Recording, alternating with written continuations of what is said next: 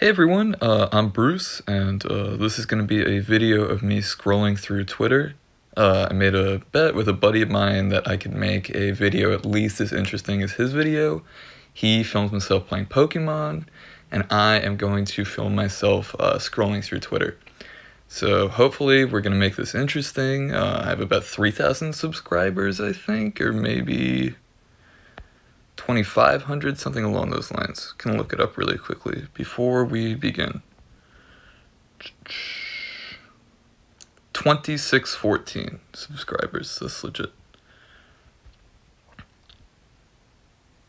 So, how should I do this? I guess from top to bottom is a good way of doing this. Ian Bremmer is like a very good foreign policy person. If you're like interested in that sort of stuff, if you don't know a lot about that sort of stuff, that's like a really good place to start. I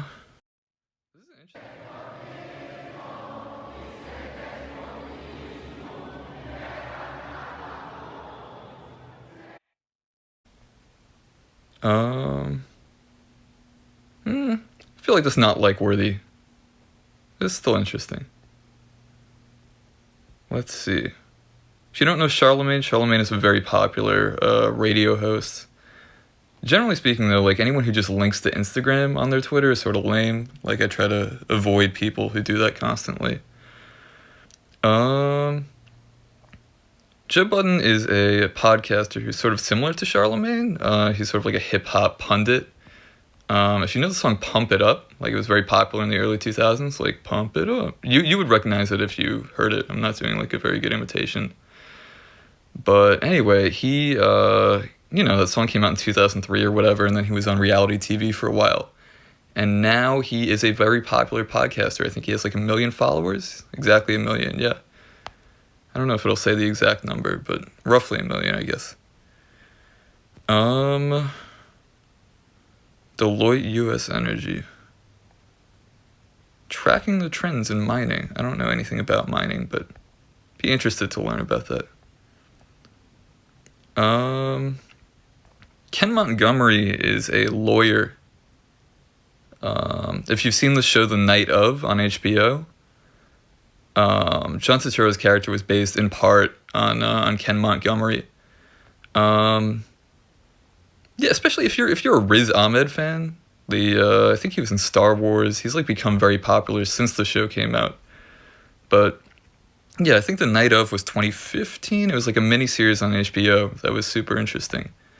And yeah, like he's very reminiscent of John Turturro in that show, like a black version maybe of John Turturro, sort of scrappy, very intelligent, not like super, not professional. I think is too mean, but if you've seen the show, you know what's up.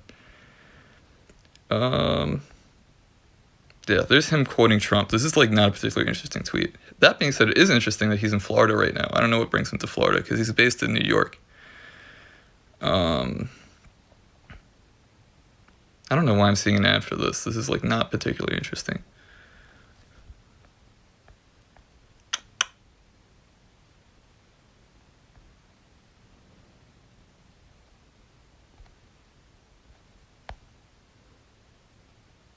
Oh, this is the Virginia guy. I feel like that's not going to end well, but I mean, we'll see. He's putting up a fight.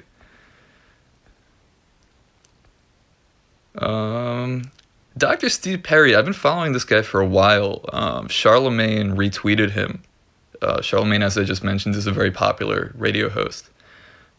He posted a picture of him with a bunch of books. One of them was Charlemagne's book. It was like 5 books in a photo saying like, oh, here's my holiday reading list, blah, blah, blah. So it was like Charlemagne's book, I think like a few pop culture books, and then Closing of the American Mind by Alan Bloom, which is like a really, well, I shouldn't say really obscure, but sort of a right-leaning book from the early 90s. Sort of like a conservative manifesto. And I just thought that combination was really funny. Like I found the one human being on earth who's like really into Alan Bloom and Charlemagne. So I started following him for that reason, and he recently got a syndicated show on Fox, like a talk show. I I feel like I should have already mentioned like what he does for a living, but yeah, he's a charter school expert. I think founder and head of some charter school. Yeah, I mean, good for him. I don't know what this is in response to.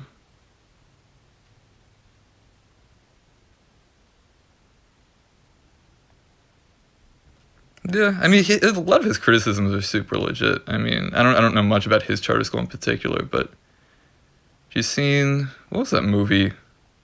Waiting for Superman. That was a good movie, but it's gotten a lot of criticism. I hear this like not super accurate from people who are experts in that area. I'm obviously not an expert in that area, but anyway, Dr. Steve Perry's a fun person to follow. I've been following him mainly because of that picture. I don't know, Mayo Clinic, that's like fun to follow. It's just like if you enjoy getting like updates about health, like here are the best ways to, yeah, feeling alone through your illness, blah blah blah. Like I enjoy like getting those help tips, like what you need to know about cholesterol, like all that sort of stuff is sort of interesting to me. So follow the Mayo Clinic for that reason. Danny Roderick's a very famous economist. Shouldn't say very famous, but somewhat famous.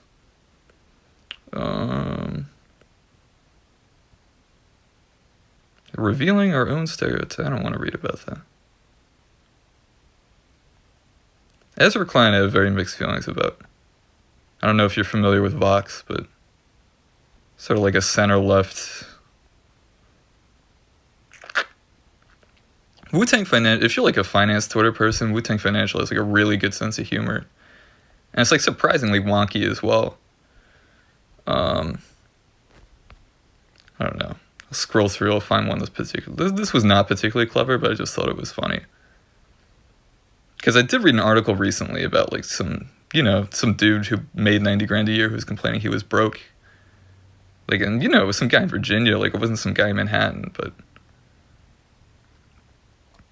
So I agree with this criticism. If you're getting Starbucks every day and buying crypto in 2017, then of course you're going to complain. But, yeah, like stuff like this is very funny. Right? Like some people like don't understand how marginal tax, especially with the AOC 70% thing. It was like very clear that people didn't understand what was going on.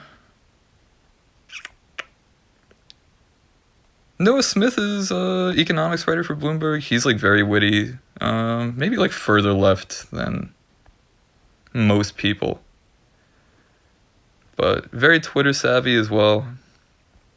Has a good sense of humor. Really into Japan, which is like a little bit weird. And like if you see a picture of him, he kind of looks like the type, Like white guys that are really, really into Japan have like a certain look. Like, you see one on the street and you're like, this guy's definitely a weirdo. But anyway, I always get asked for Verizon. I don't know why. It's like a disturbing photo. But shout out to Gary Sinise. I don't know. I feel like I haven't seen a Gary Sinise movie in a long time.